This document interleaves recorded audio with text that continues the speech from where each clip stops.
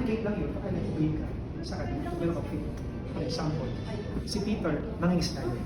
Si Peter, yun yung kanyang buhay na, pangingisda. So sila ni James and John, mangingisda sila. So ngayon, sila Peter, mangisda, buong hapon na, mababasa mo yun sa Matthew. Walang isang nakuha.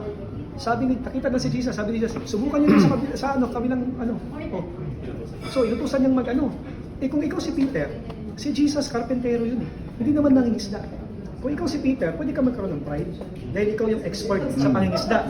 Pwede mo sabihin, ano ka ba Lord? Diba? Ano ka ba?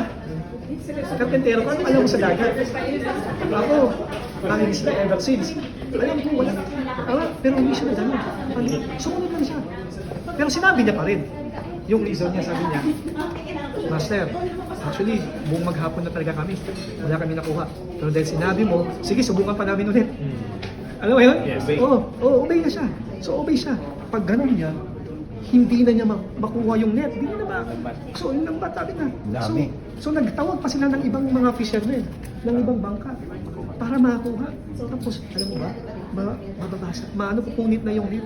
Sa sobrang daming isda. At yung bangka nilang dalawa, palubog. So, sobrang dami blessing. Both sinking and net breaking na miracles or blessing ang ibibigay ni Lord sa buhay natin kapag ka nag-obey tayo. Ang meaning, tagpuyo yung hirap ka. Tagpuyo, Wala silang hirap. Pero wala naging ganun. Wala silang... Sabi na, you will lend to many nation will borrow from none. But hindi na ikaw yung mangutang. Ikaw na yung nagkakahiram. Sabi na, pero the Lord will make you the head, not the tail. Ikaw yung maliit, hindi ikaw yung buntot.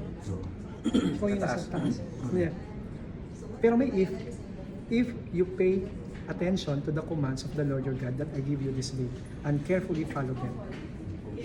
Kapag sumunod ka daw sa Kanya, carefully obey. Sabi niya, you will always be at the top, never at the bottom. Okay?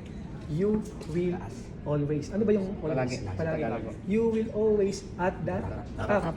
Tapos sabihin niya, never. Sabihin hindi. At so palagi kang nasa taas, hindi ka na bababa.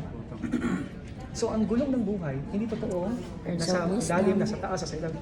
Pag sinunod mo ang Diyos, sinunod natin siya, palagi ka nang nasa taas. Hindi ka na At hindi na. bababa.